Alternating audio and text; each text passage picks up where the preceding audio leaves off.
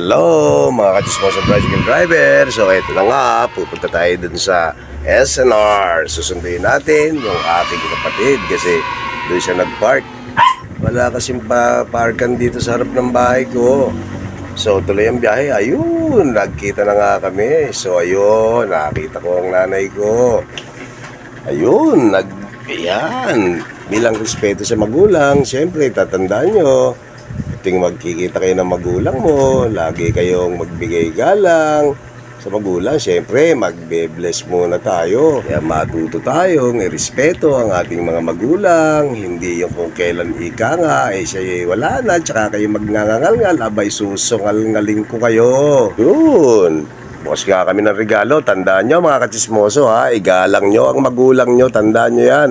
Pag ay nabayapat na wala, iiyak-iyak, ay nako, sa sukal-ngaling ko kayo. Grabe kayo, ayan na nga po. Pamangkin ko, relax na relax, ayun.